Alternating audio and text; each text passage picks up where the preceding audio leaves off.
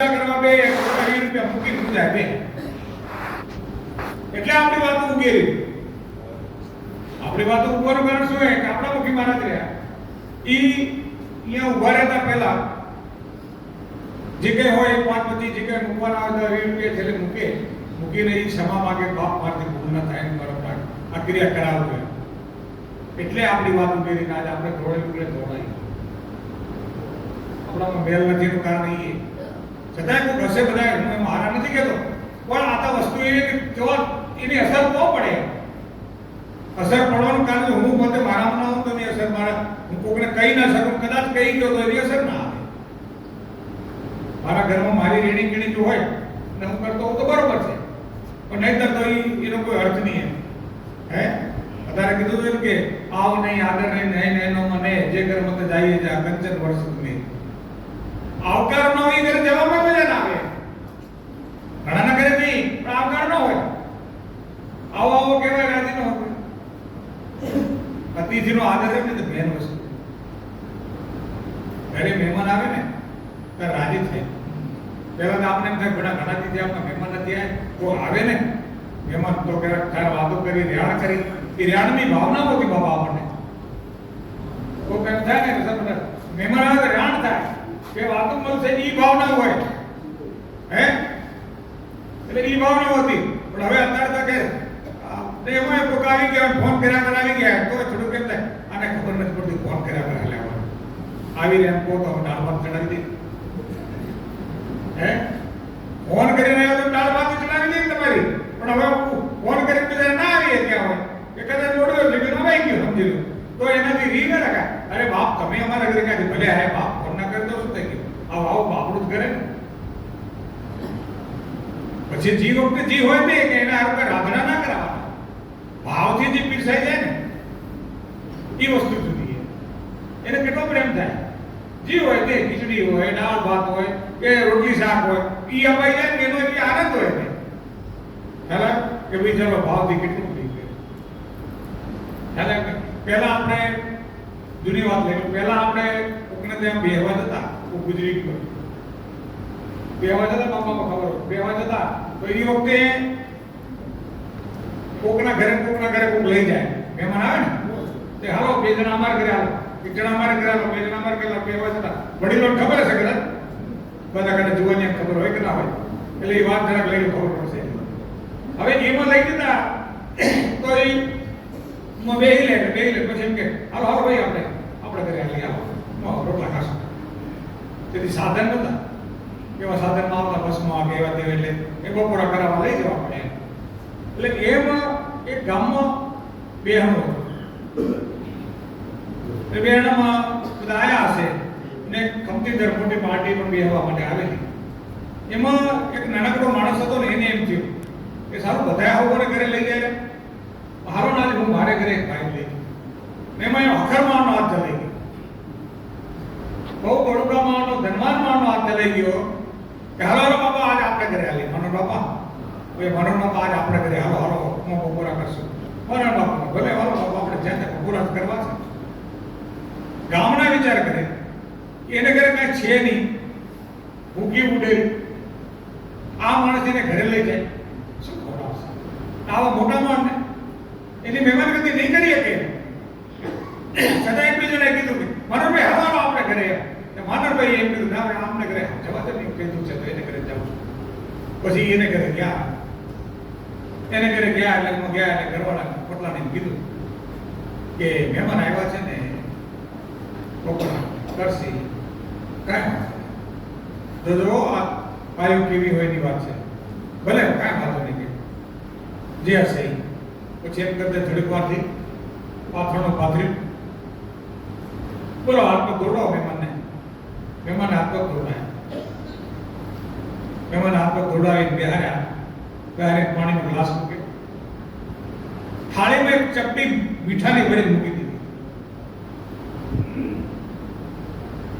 અને કીધું કરો હરિહર કરો. ત્યારે હું ખમતીદર માણસ હતો એ સમજી ગયો કે સ્ત્રી બરોબર પરિવાર બરોબર પણ આના ઘરમાં ખાવા નથી. એને ચપટી મોઢામાં મૂકે, પાણી પીએ, ચપટી મોઢામાં મૂકે પાણી પીએ, આમ કરીને બે હાથ જોડે હરિઓમ કરીને પહોંચી ગયા બાપા, ભલે બાપ ભલે એમ કરી નીકળે. એટલે જે નીકળીને જ્યાં બધા બેઠા હતા બેહાડાવાળા ત્યાં ફરી ગયા બાપા, બધા બેહીને ત્યાં બેઠા ને બધા જસ્ટ બધા વાતો કરતા હતા. વાતો કરતા કરતા માનવભાઈ વાત મૂકી, બાપા તમારા દીકરા કેટલા? કે મારા બાપા એક ભગવાનનો દીકરો છે. તો કે બધા વચ્ચે પંચ વચ્ચે વાત મૂકું છું કે મારી દીકરી આ ભાઈને ભવનભાઈને ઘરે મારે પરણાવવાની છે. તો આપ બધા કહેતા હતા આ મેળાના પ્રોગ્રામમાં હવે સારી વાત ના થાય, પણ આજ હું આવ્યો છું તો એને ઘરે મારી દીકરી દેતો હતો. એને ઘરે વિશાળ કર્યો, એને ઘરે ઈ માણસ જો હું પૈસાદાર છું, હું બરે બધું મારી જોડે ખાતા પીતા છે, એને હું દાન દેવા જઈશ તો આ એવું ગરિમાવાળી પરિવારે એ લેશે નહીં દાન, પણ મારી દીકરી આપું ને તો એના ઘરમાં દાન થાય. જી હોય તે જેવું હોય તેવું સમય પ્રમાણે ક્યારેય વિચારવાનું નહીં કે મારા પેલા આને દાળ ભાત દેવી હોય, શાક ને રોટલા ક્યાં દેવા, દાળ ભાત વગર ના દેવાય. કદાચ મિષ્ટાન હૃદય ના બધાય કાંઈ વાંધો નહીં, મરચું રોટલો હોય ને તો પીરસવું. એને એમાં એને વધારે આનંદ આવશે આપણા વ્યક્તિને. કોઈ મનમાં રીહ ન રાખે. ડુંગળી રોટલો મળી જાય, શાક રોટલો મળી જાય તો એ આનંદની વાત છે. આ જીવનની આ બધી જડીબુટી રહ્યું ને આટલા સારું લોક ડાયરા સંતવાણીના પ્રોગ્રામ રાખવા. આ સત્સંગમાં એ વાતો બહુ ના થાય, સત્સંગમાં ધાર્મિક વાત જ હોય, પણ પાયાની જે વાતો રહ્યું એ પાયાનું વાતો જો પાયામાં ના ઉતરે ને તો ફાઉન્ડેશન કાચું થઈ જાય. આપણે બધા લગભગ એમાંથી નીકળી ચૂકેલા, પણ ક્યાંક કોઈ એ વાત હોય તો ક્યાંક ડાઘો હોય તો એને કાઢી નાખવી. નહીં ડર નીકળી જશે તો જીવન અમૃત બની જશે. ભક્તિ તો કરવી છે એ આપણી ફરજ એમાં નીકળીએ, પણ એ કરતા કરતા વિશેષતામાં શું કરવા જેવું હોય તો જેને કારણે એ વિશેષ આપણે ખાતર નાખવા દઈએ, પણ દુકાનવાળા એમ કે ભાઈ આમાં આ પ્રોટેક્શન નાખશો ને તો ડબલ ગુણ કરશે. દુકાનવાળાને કે તમે ખાતર નાખો છો પણ એમાં આ વસ્તુ બીજી જોડે નાખો તો વધારે ઉપયોગી થશે, ડબલ ગુણ કરશે. શું કરવા? બુસ્ટર નાખો, બુસ્ટર. એમ આ જે સંસ્કાર છે ને એ ધર્મના બુસ્ટર છે, ધર્મના બુસ્ટર એમ કે તમે જે ધર્મની નીતિ ઉપર હાલો ને એ 4 ગણું કામ કરે. કારણ ઘરના સંસ્કાર છે ને એ ધર્મને આગળ વધારવા, ધર્મના સંસ્કાર તમને તો જ થાય. આજ વિચાર કરી લો કે આપણે એક જ વિચાર કરી કે કુંડલિક ભગવાન પંઢરપુરમાં કુંડલિક ભગવાન થઈ ગયા, એ વિઠ્ઠલ ભગવાન થઈ ગયા. એમાં એક જ વસ્તુ હતી કે ગામની અંદર કુંડલિક કરીને એક દીકરો રહેતો હતો. પરિસ્થિતિ માપની હતી. પછી એને પરણાયો, એના મા બાપ બે ભેગા હતા, પણ એને એમ થઈ ગયું કે આ બધું પાળવા ક્યાં મને, મૂકીને ભાગી ગયો ઘરેથી. ઘર છોડીને માણસ નીકળી ગયો. એ નીકળી તો કેવો એટલે પછી રખડતો સંતની કુટીરમાં જઈને ત્યાં પહોંચ્યો. સંતની કુટીરમાં જઈને ગયો ત્યાં રોજ હવારાત સત્સંગ થાય, આ બધું ચાલ્યા કરે. એટલે આ વ્યક્તિ રોજ આપણે સેવા કરે, લાકડા કાપી આવે, પાણી ભરી આવે, વાળો કરે, આ બધું કર્યા કરે. પણ એક દી રાત્રે કોઈ બીજા કોઈ સંત આવ્યા મોટા બહારથી, એને ત્યાં વાત માંડી સત્સંગ કે જીવનમાં તમે ગમે એટલું ધર્મ કરો, ગમે એટલા પૂર્ણ કરો, પણ તમારા મા બાપને, તમારો પરિવાર દુખી હશે તો તમને ક્યાંય તમારો ફાયદો નહીં થાય. તમે દાન પણ કરોડો ના કરો, ધર્મ નિયમ કરો, બધું જ કરજો, પણ જો તમારો મા બાપ દુખી હશે, પરિવાર દુખી હશે તો સાહેબ આમાં તમે 0-0 સમજી નાખજો. બોલો બેલીને કટકો થઈ ગયો. મેં મારો સારું જીવનની અંદર મેં મારા મા બાપને મૂકીને આવ્યો છું. હું આ ધર્મ નિયમ કરવા અહીંયા કને આ સંતના આશરે બેહી રહ્યો છું. મારે શું કરવું જોઈએ? એ માણસની આમ ડગરી ખાઈ ગઈ ત્યાંથી કે સારું હું આવડી મોટી ભૂલ કરીને આવ્યો છું. એને ઉંમરથી સાહેબ દોટ મૂકી ઘરે આવ્યો. ઘરે આવીને સાહેબ એના મા બાપને પગે લાગે કે બાપ, માતાજી મારી ખૂબ મોટી ભૂલ થઈ ગઈ, હું તમને મેળવી ગયો, એમાં મેં ખૂબ ગુમાવી નાખ્યું છે, મારા જીવનમાં કાંઈ મેં મેળવું નથી કરી શક્યો, હવે હું તમારા ચરણમાં જ રહીશ, તમારા ભેગો જ રહીશ. અને એના પછી એના મા બાપ ભેગો રહે, એના પરિવાર ભેગો, એના છોરા ભેગો રહ્યો. અને આમ કરતા કરતા કરતા એને મગજમાં થઈ ગયું કે મા બાપની સેવાથી બીજું કોઈ આગળ છે જ નહીં.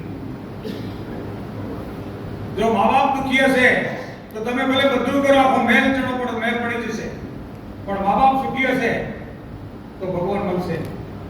પણ ભગવાન મળે, મા બાપ મળે કે ન મળે નક્કી નથી કહેતો, પણ મા બાપ દુખી હશે તો નહીં મળે, મા બાપ સુખી હશે તો એટલી ભગવાન ચોક્કસ આપણે મળે છે. એના સ્વરૂપમાં ગમે તે આપણને એનો ફાયદો થાય, પણ થાય ક્યાંય તો દુખી ના થવા. એટલે આ માણસ થામી લીધી વાત કે બસ ગમે તેમ થઈ જાય, પણ હું મારા મા બાપના શરણોમાં થઈશ. મા બાપની ખૂબ સેવા કરે એ રીતે રહે. આમ કરતા કરતા કરતા ધીરે ધીરે એને એમ જોયું કે આ માણસ આવડી મોટી મા બાપની સેવા કરવા માટે નીકળી આવ્યો. ભગવાનને પારખું લેવાનું મન થયું કે લાવ એનું પારખું લઉં કે ખરેખર આ સહીમાં રાઈટ છે કે કેમ. ભગવાન આયા અને ત્યાં એની કુટીર આગળ ઉભા રહ્યા. એને બોલાયો, એ કુંડલી, તારો ભાઈબંધ જો કુંડલી બહાર આવ. કુંડલી કે બાપ, મારા મા બાપની સેવા પૂજા કરું છું ને ત્યાં સુધી બહાર ના આવી શકું. મારા મા બાપને નવડાવી ધોડાવી લઉં, એને પૂજા પાઠ કરી લઉં, પછી હું તમારે ત્યાં આવવા રાજી બાપા ભગવાન, હું ત્યાં સુધી નહીં આવી શકું. અરે પણ હું ત્યાં ઉભો ક્યાં રહેવા કાના કિચડમાં. અને ત્યારે એ કુંડલી કે છે ને એ આમ કરીને ઘા કરી જી આવ્યા આનામાંથી ઉભા રહ્યો. મારા મા બાપની સેવા પૂજા પૂરી નહીં થાય ને ત્યાં સુધી હું બહાર નહીં આવું. એ ભગવાન ઈટ ઉપર ઉભા રહ્યા. કુંડલી પરવારી બહાર આવ્યા ત્યારે એને મને બોલો, ભાઈ કોણ છો? ત્યારે એને એમ કીધું, હું તો ભગવાન છું.